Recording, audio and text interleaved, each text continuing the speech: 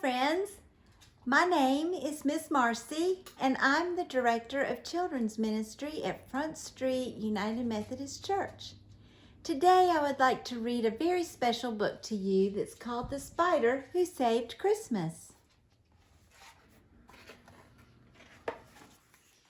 In the days of Herod, the king of Judah, Mary and her husband Joseph and the baby Jesus fled Bethlehem by night, bound for the land of Egypt.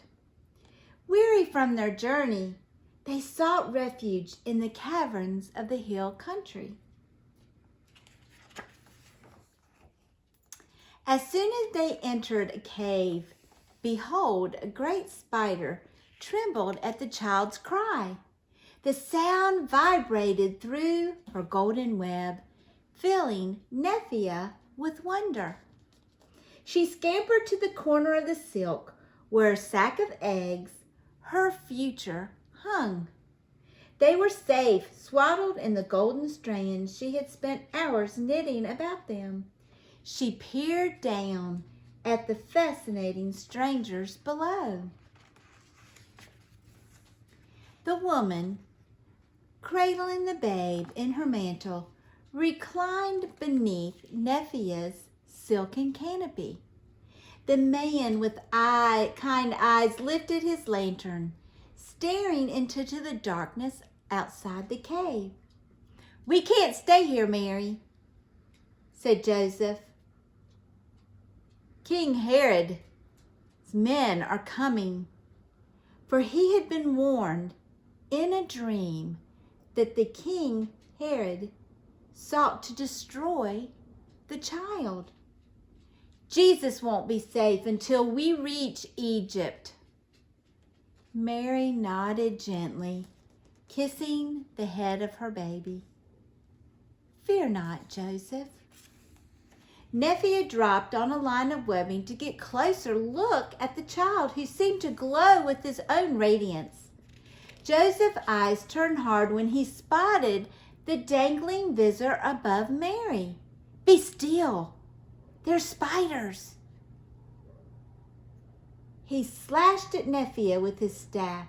As she recoiled, Joseph ran his staff through the web, ripping two of the main lines. The golden-backed spider retreated into the shadows and laid her body protectedly over her sack of children. "Leave it, Joseph," Mary said. "But they are dangerous." He lifted the lantern, seeking the spider, lurking into the dark as he raised his staff to strike the spider and clear what was left of the webbing. Mary took hold of the rod. "We are all here for a reason," Mary said. "Let it be." Now, at the hum of the woman's voice, Nephila relaxed but dared not to leave the shadows. She rubbed her two front legs together, wondering how she could ever repair her shredded web. "Rest, Joseph." Mary patted the ground beside her. Joseph laid next to the child and threw his cloak over the three of them. And behold, wails of anguish and final cries of babies floated through the night. Nephila stiffened at the sound of the wails of the wind. "Poor children," Joseph said. "The soldiers are close." "Dim the light," Mary whispered. "I am sorry we're in this horrible place," he told her, snuffing out the lantern light, "because we are so exposed. It is where we are meant to be. There's beauty even here." She looked up at Nephila's web, touching Joseph's hand. "And love. Pray for our safety," he said. Closing his eyes, Mary lightly moved her lips. Only the faraway shrieks disturbed the cave's silence. Here they are, the three of them. Nephila moved the tattered edge of her silk. Taking advantage of the stillness, she began to spin a new web. How would she ever reattach the ripped drape to the faraway wall? It would take hours, perhaps days. A shaft of moonlight suddenly cut into the cave. As Nephila turned towards the light, a warm gust carrying the sweet scent of berries blew over her.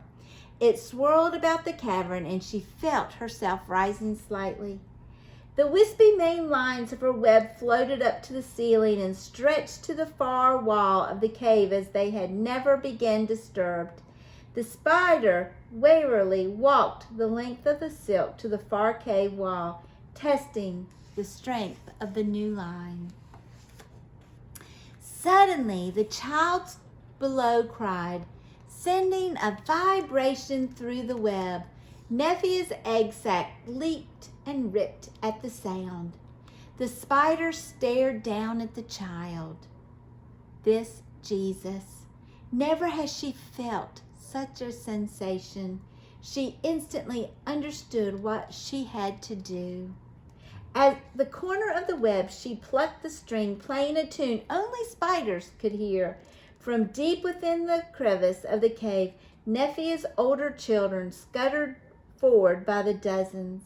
Each heard its mother's call and followed her to the cave's opening. Her children, other spiders, heard her cry. Nephila hung upside down from the cave's mouth and descended on the thick golden line until she reached the floor. Then she climbed to the corners of the opening and repeatedly fluttered across the center line, leaving a trail of golden thread behind her. Her framework completed, she plucked on the center strand. At the sound, her children sprang into action, dropping cords of web, weaving their golden silk in a frantic, rhythmic dance. See all her babies, all the other spiders? They're helping her build the web. Now, when it was daybreak and the spider work was done, the cave's mouth wore a golden veil of webbing, sealing it completely. You can't see through the web at all, can you? Nephila's children returned to the darkness and their personal webs, but not Nephila. Despite the frost dotting the golden curtain, she rested on the outside at the very center of the web. And it came to pass that Nephila felt the approach of the 3 soldiers climbing the hillside. They carried blood-slickened swords and spoke in a loud, crude voice. "You two get up there and inspect that cave," one soldier yelled. "Why would a baby boy be in a cave? You have your orders. Inspect every dwelling and kill every boy under 2, especially the newborns." That was King Herod's command. "Now go." A pair of soldiers climbed into the cave. The yelling and the clanging of the armor woke Joseph, though Mary and Jesus did not stir. In silence, Joseph fetched his staff and held it high, ready to defend his family. The golden screen blocking the outside would puzzle him. On its thick gaze, he observed the shadow of the huge soldiers, one waving a sword. Joseph tightened his grip on his staff. See, there's the shadows, the soldiers, but they can't see Joseph, Mary, and baby Jesus. Outside, the sunlight caused the frosted cobweb to glimmer and sparkle. Nephila wished to return to the shadow recess of the cave. She felt so exposed sitting in the daylight, but the child had clearly told her to spin a web over the entranceway and remain there. "What should we do?"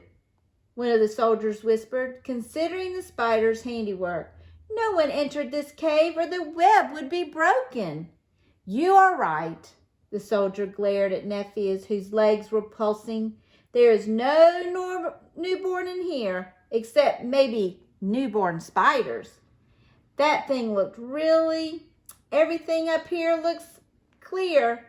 And one of the soldiers said, I hate spiders. Forget it. Let's go. And they went down. They said, it's all is clear here. And they went down the hill. Inside the cave, Joseph lowered his staff and fell against the rocky wall, giving thanks for their safety. Nephila watched the soldiers leave, and after a long while she began to bow on the strings of her web. The light melody awakened Mary. Joseph, from where is that music coming? I hear nothing, he said. Mary marveled at the gossamer gaze and the shadow of Nephila illuminated by the sun. Isn't it beautiful? Soldiers came while you were asleep, said Joseph. The spider saved Jesus and us, Joseph said, staring at the web. Yes, all are here for a reason. Mary looked lovingly at the sun and nodded off to sleep. Jesus, Mary, and Joseph remained in the cave another day before taking their leave. They pulled back a piece of Nephila's golden curtain to pass from the cave, and the child's hand grazed the web as they hastened to Egypt. See, there's baby Jesus touching the web, and there's Nephila. And there, look at that sweet baby's face. And it came past that Nephila withdrew to the cave, where she tenderly embraced her egg sacs until the last of her spiderlings came forth. Soon after, she repaired the golden curtain at the entryway and spent her days in the center, basking in the sunlight. She awaited the return of the child with the sweet cry she would never forget. Even today, golden silk orb weavers, the children of Nephila, can be found on their webs in the sun, waiting.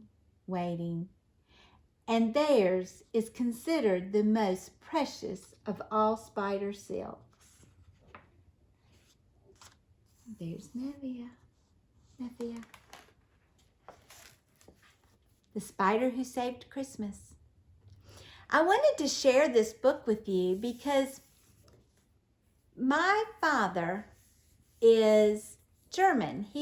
His family's from Germany. And as a child, our tradition was to have tinsel on our tree. And we always had a spider ornament in our tree.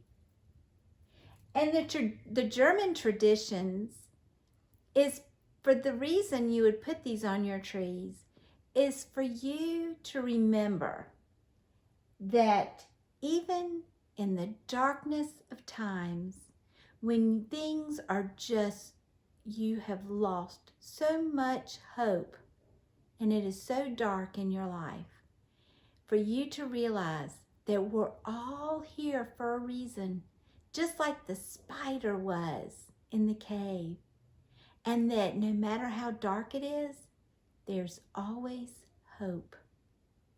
And it's to remind us about baby Jesus. Isn't that the sweetest story? So the next time you see tinsel in a spider ornament, I hope you remember about the spider who saved Christmas. I hope to see you real soon, and don't forget, I love you.